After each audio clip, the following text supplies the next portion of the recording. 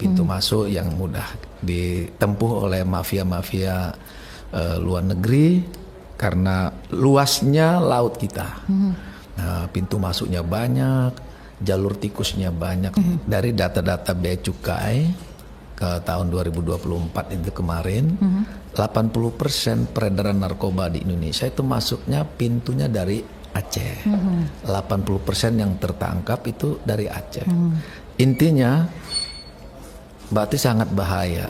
Nah, inilah kita akan melakukan beberapa kegiatan. Pertama adalah strategi penguatan wilayah pesisir. Karena ini kita tingkatkan lagi kemampuan masyarakat pesisir dalam menanggapi isu-isu narkotika. Jangan terlibat di dalamnya sebagai kurir, sebagai pintu masuk, sebagai pemberi informasi.